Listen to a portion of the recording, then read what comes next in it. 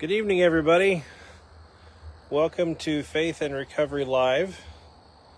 And yes, this is another outdoor version, outdoor edition. You can hear the car behind me.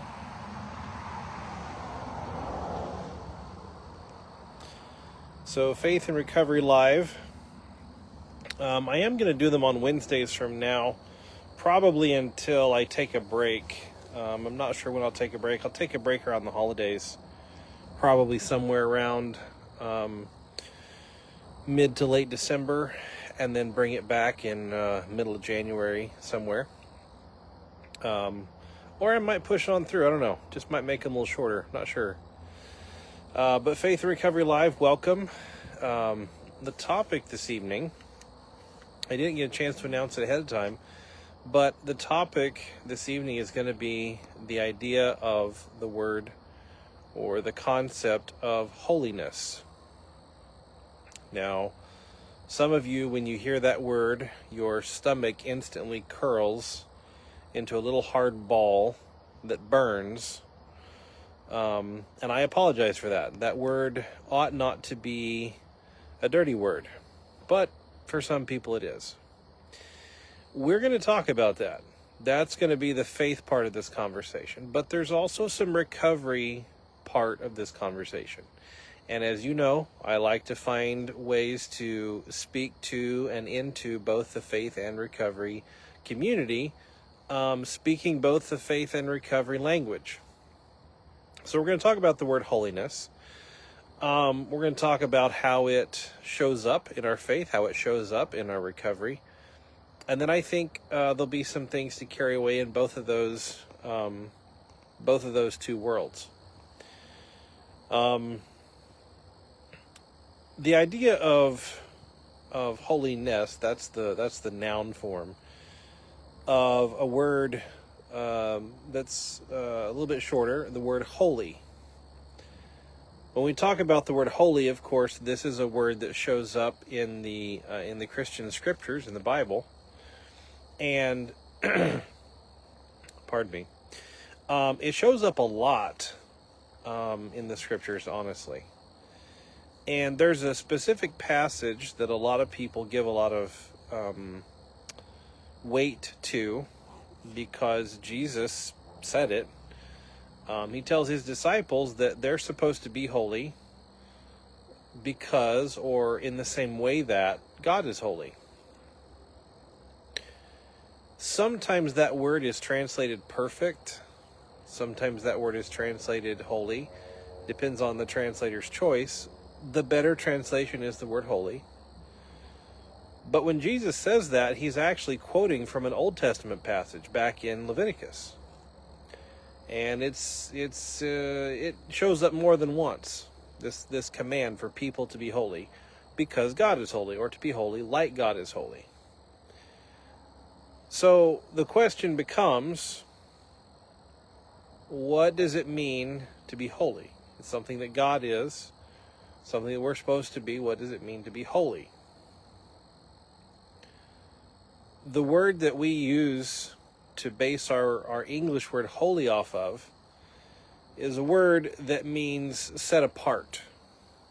It means set aside to a specific use or specific purpose, not common. So I don't know if you've ever had an opportunity to work somewhere where there's a break room and there's a refrigerator in the break room and everybody uses the refrigerator. Typically that means nobody cleans the refrigerator, but that fridge is common. That refrigerator is used by everyone for any purpose. Some people put their drinks in it. Some people put their food in it. Some people might store their breast milk in it. Some people might, keep some kind of floral arrangement in it. Like all sorts of things might be in that fridge. And it's okay because it belongs to everyone, and therefore it kind of belongs to no one. It's common. It's for everyone's use, anyone's use, for any reason, at any point in time. That's common. The word holy is the opposite of that. So I think for most of us, You might think of maybe your toothbrush. I don't share my toothbrush. If someone in my family is in some dire need and they would just have to use my toothbrush, I would go get myself another one. I'm not going to share a toothbrush. It's mine, and it doesn't belong to anybody else. Nobody else uses it. I for sure wouldn't share a toothbrush with any of you. That means my toothbrush is holy. It's set aside to a certain purpose, one person only. The concept of the word holy requires an object, requires a target. In order to be holy, you have to be holy to something. So maybe you have a favorite chair in your house. That chair is holy to you. It's set aside to you, set aside for you. Maybe if you're able to go home to relatives and they fix your favorite dish and they say, I made this just for you. And maybe you get to take the first portion. You get to take the first scoop. And that scoop is holy to you. It's set aside for you. That's what is meant by the word holy.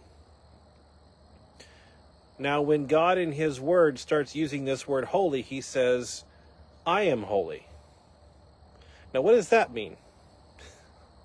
How is God set aside to something? Well, he's set aside to himself. You say, well, that's kind of strange. Okay, fair enough, but bear with me. You got to know some context when you start looking at scriptures. Every nation had their gods, and the gods were worshipped by the people. But what you also have to recognize is that the gods kind of worshipped each other. They kind of esteemed each other. They sort of served each other.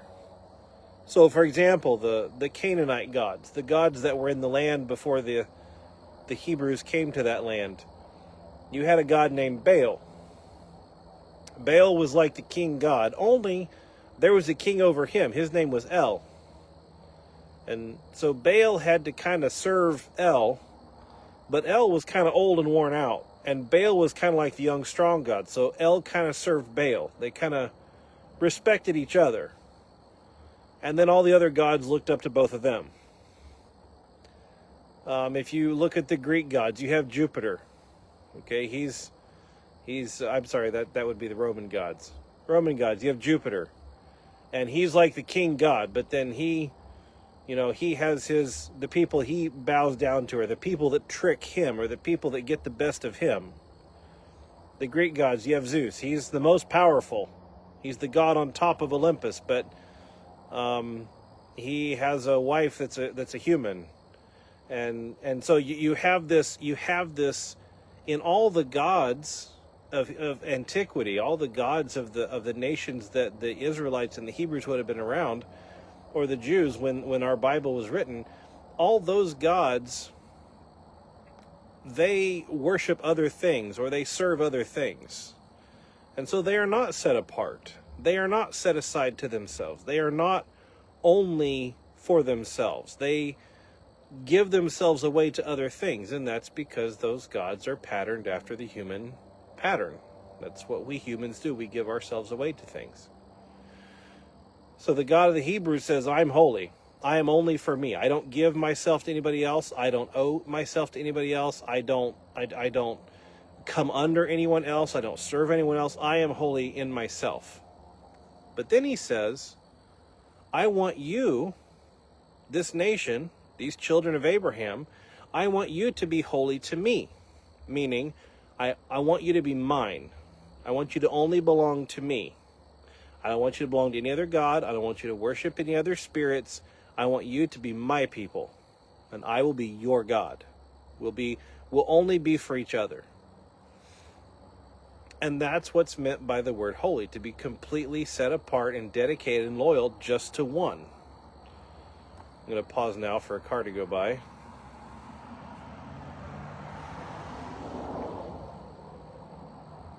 So when God gives this command, hey, people, I want you to be holy, it doesn't instantly, intrinsically mean a certain kind of behavior.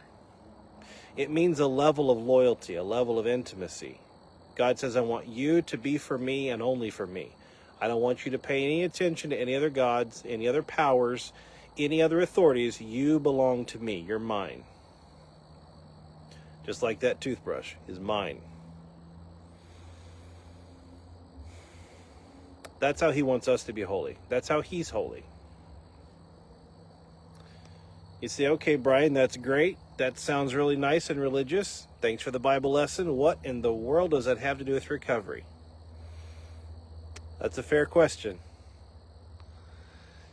When we take this concept and switch it over into recovery, it almost becomes a conversation about boundaries. Let me explain.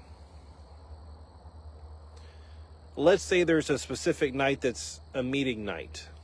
That's a night we go to a meeting. Most meetings are at night. It's unfortunate for people who work thirds, but most meetings are at night. That night is holy. It's set aside. It's set apart. I don't go to the store. I don't go work out. I go to my meeting. That night is holy. And it's not just randomly holy. It's holy to that meeting. And it is holy to my recovery. It's dedicated, it's set aside, it has one purpose and one purpose only, and that is to serve my recovery. That night is holy.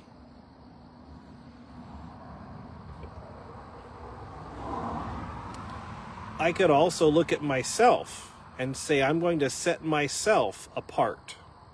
I'm going to make myself loyal to only one thing. That would be my recovery or my sobriety. I'm going to set myself apart. I'm not going to have other interests. I'm not going to have other pursuits. I'm not going to have other things that are my main thing. My only thing that is my main thing is going to be my recovery or my sobriety. And that would be, I would be holy to my recovery, holy to my sobriety. Maybe we get into a relationship. And I doubt seriously that we think of it this way in recovery. But if we're getting into a relationship that's exclusive, we are saying to someone else, I want to be holy to you, and I want you to be holy to me. I want you to be set aside for me and me only, and I want to be set aside for you and you only. I don't want there to be other people. I want us to be for each other and only for each other. I want us to be holy. That requires boundaries. That requires us to say no to things. Maybe it's overtime we're saying no to. Maybe it's an old girlfriend we're saying no to, or an old boyfriend we're saying no to. Maybe it's an extra job, a third job. Maybe it's even family. We're having to say no. My family wants me to come over. They want me to be a part of this social event. I'm going to say no to that because I am holy to my recovery. And if I go to that event, I know there's going to be things there that's going to stop me from focusing my recovery. So I'm going to make this choice based on my holiness to my recovery.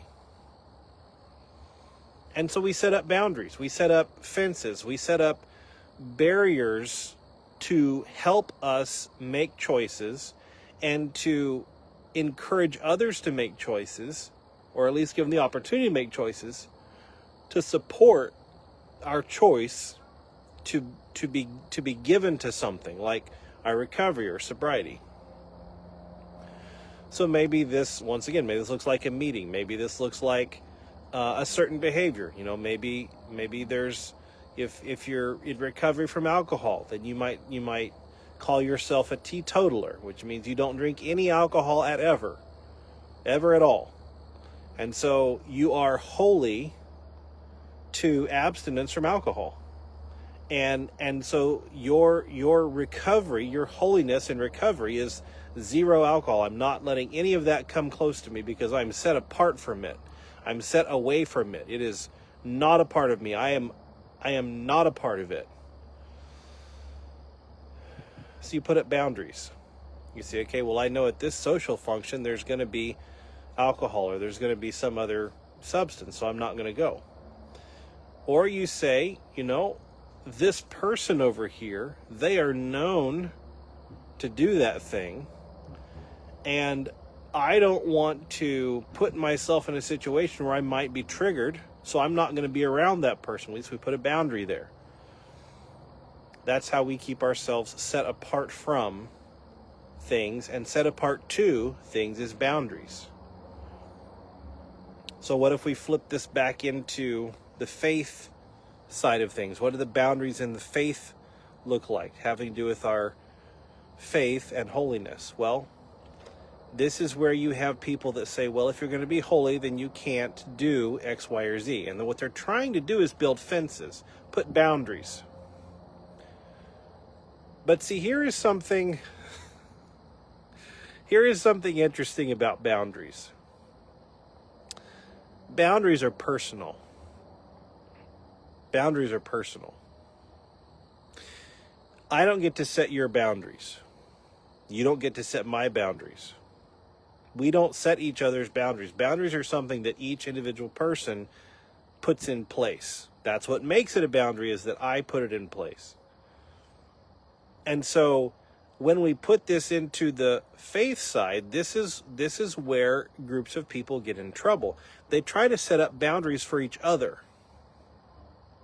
They try to say, well, I have a boundary that this one behavior, when I do this thing, it causes my heart to long after a different God. So I'm not going to do that thing, and you can't do it either. If you're going to serve the God that I serve, if you're going to love the God that I do, then you can't do this thing that I can't do. Well, that's not actually how it works.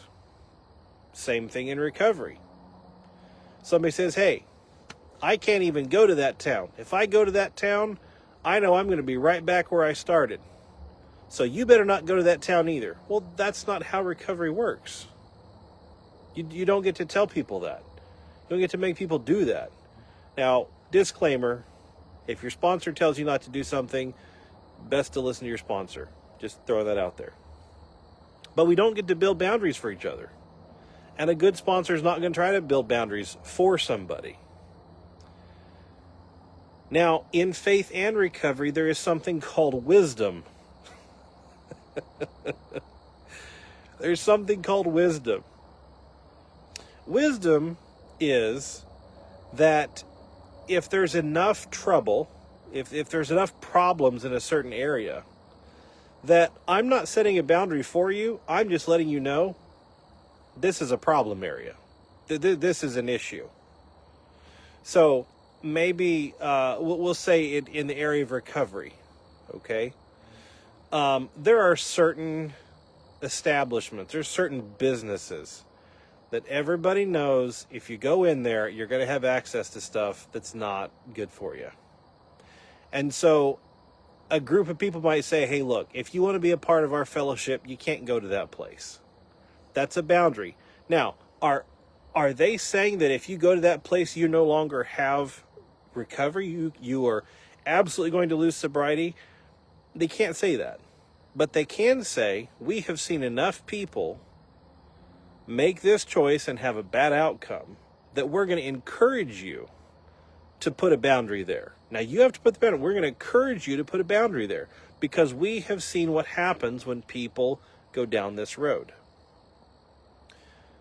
But the only thing that they can do is make an encouragement or a requirement about their group, their fellowship. And what happens in that moment is that in my recovery, if I decide to go ahead and stay with that fellowship and build my boundaries around the boundaries of that fellowship, what I am doing in that moment, don't jump ship, stay with me. What I am doing in that moment is I am becoming holy to that fellowship. That fellowship is becoming holy to me. Oh, hey, Aileen, good to see you. And that is, that fellowship then becomes what I am holy to and what is holy to me. Is that bad? Is that wrong? No, not necessarily. That's not wrong. That's not bad. That can be a very good thing. That can be a very healthy thing. as long as the recovery and the sobriety stays in the top position. So I can have a group that is holy to me, a group that I am holy to, but my recovery, my sobriety has to be something that I'm even more set apart to, even more set aside to. I have even more loyalty toward. Because there may come a point where that group or that meeting or that fellowship makes a choice about a boundary that would actually be harmful to my recovery. And if my allegiance has switched so completely to that group or that meeting or that fellowship that I'm no longer thinking, I'm no longer listening, I'm no longer paying attention to where my boundaries are placed and how they're impacting me, I'm just blindly throwing down boundaries because the group tells me to. If that happens, then I set myself up to fail in my recovery because it's not being authentic, it's not being true, it's not being honest to me.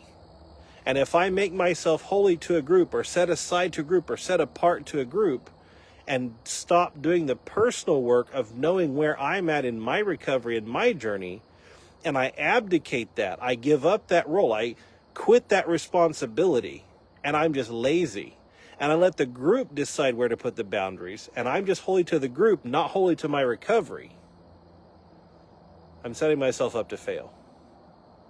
Because we can't set boundaries for each other. Flip this back into the faith community. What if I quit paying attention to what God's word actually says? What if I quit paying attention to what the Spirit of God says to my heart? And I just pick a good church, I just pick a good pastor, I let them write the rules, I let them write the boundaries, I let them decide what I do and don't do. I give up the responsibility of searching out the scriptures and knowing what God says about this or that or the other thing. I have made that pastor, I've made that church holy to me, and I am holy to that church or that pastor. I'm no longer setting God in that top slot because my relationship to him is not the determiner of whether I do good or bad things. I've made the church or the pastor or my Christian brother or sister, I've made them the determiner of whether I do good or bad things. I'm setting myself up for failure in my faith because we cannot make boundaries for each other. We cannot put things in place for each other. That is personal. So that's how holiness impacts faith and recovery. But how does recovery and faith impact holiness? This idea of being set apart, this idea of being set aside to something, being only for one thing, only for this one main goal or purpose. My personal experience, I learned a lot about this in recovery. I learned a lot about being devoted to something. I learned a lot about a singleness of purpose, a singleness of heart. I told people after I got some time under my belt, I said, look, if you want anything else more, then your recovery is going to fall flat. And I believe that. If you don't want to be sober more than anything in the world, then the other things in the world are going to happen and your sobriety is not. It has to be the main priority. It has to be the top purpose. It has to be the thing that everything else is measured by. That has to be what you are holy to if sobriety is going to happen, especially for those of us who are not just halfway addicted, we're completely addicted. Like, we've lived a life a certain way for a long time. We're not going to get out of that just by kind of halfway wanting to be different. We're going to have to set our heart in one direction toward recovery, toward sobriety, and be holy to recovery, be holy to sobriety, be set apart to that and nothing else. Have nothing else as our main goal. That is costly. There's a price to pay for that. Sometimes it's relationships. Sometimes it's job opportunities. It takes time. It takes money to set myself apart to my recovery, to set myself apart to being sober. It's hard work. You don't accidentally stay sober. Nobody stays sober accidentally. It takes a lot of doing. It takes a lot of being. It's difficult. But if that's what we want, we can have it. See, here's the thing about being holy to something. Jesus said it this way. He said, where your treasure is, there your heart will be. If my treasure is sobriety, if my treasure is recovery, my heart will get there eventually. What I set my attention on, what I set my affection on, what I set my focus on, my heart moves toward that. It migrates toward that. I grow toward that. That is what Jesus meant when he said, be holy as your Father is holy. Be holy because your Father is holy. It wasn't just because I want your loyalty. It's because I want you to be like me. See, God can say that without being narcissistic. Because he is perfect. He is the best. He is the Most High. So his longing is not just for us to strive and struggle, but he knows if our hearts are turned toward him, if we are holy to him and he is holy to us, if he is our only God, our hearts will move toward him. We will become like him. That's the purpose. Not that we're ever going to be the Almighty, not that we're ever going to have the kind of power he does. But would you rather live in a world where everybody loves unconditionally, where everybody is honest all the time, where everybody is gracious and merciful, or not? Well, of course we would. Well, that's a world where people allow God to be holy to them and them to be holy to him. When we do this in our faith, it's costly too.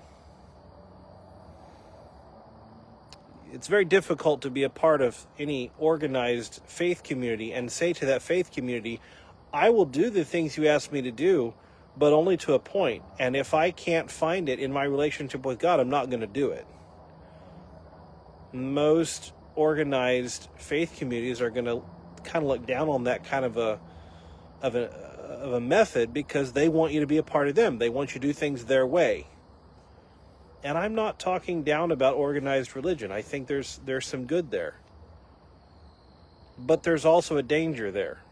There's a danger of allowing someone else to set the boundaries of my relationship with God instead of doing the work of knowing him myself and knowing myself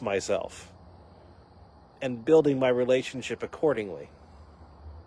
There's a danger of getting lazy, of getting sloppy in both my faith and my recovery. Allowing someone else to determine what I am holy to.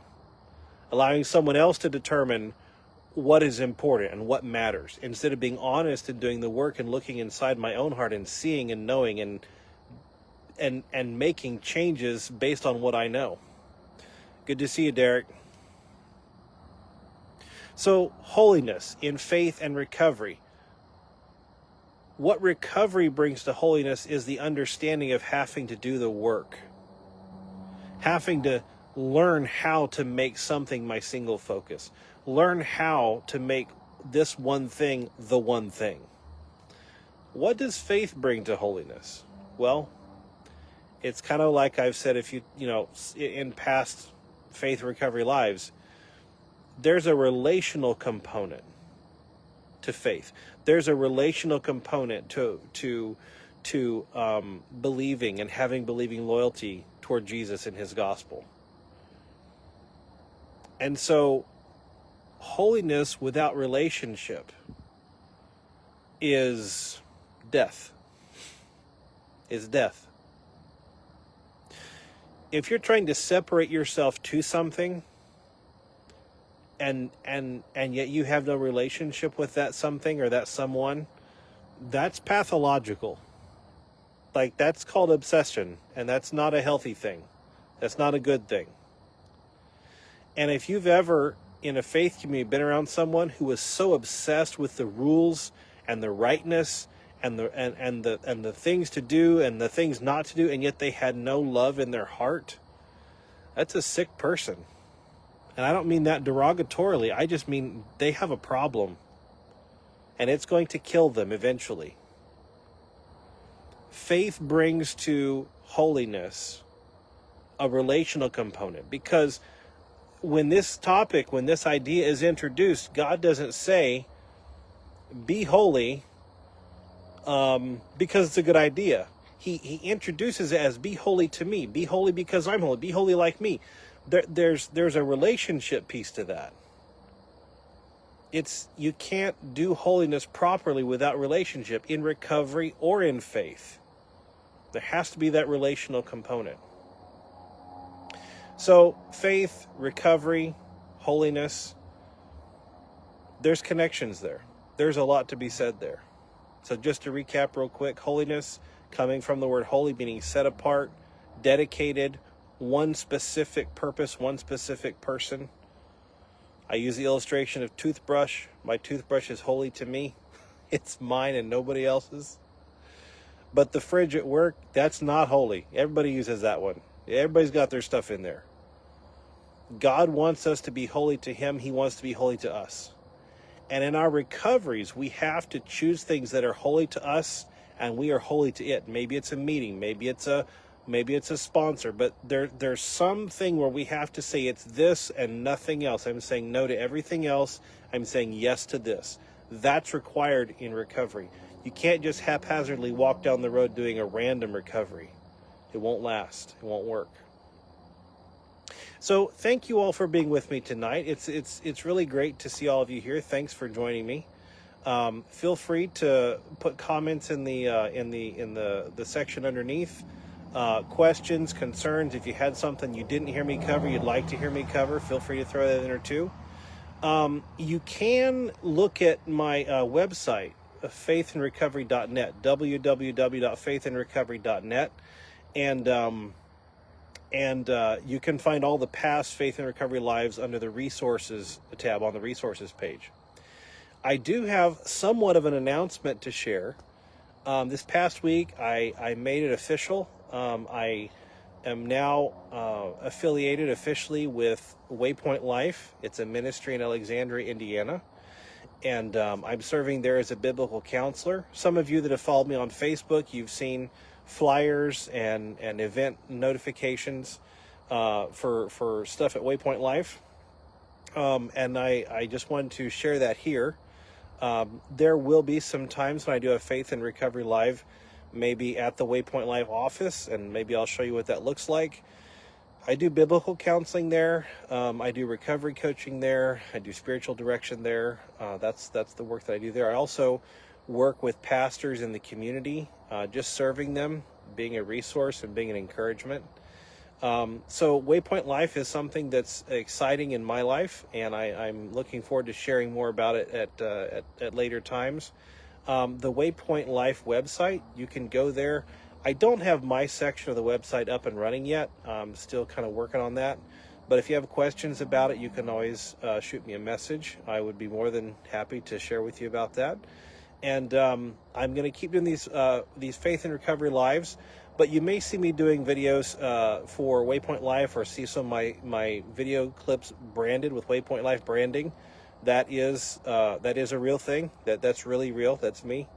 I just want to let you guys know so that you're not wondering what's up with that. But yeah, so that's what's going on there, and I just wanted to share that with you all. And like I said at the beginning, I am going to be doing these Faith and Recovery Lives on Wednesdays. My work schedule shifted a little bit, so Wednesday evenings is when I'm going to be doing these.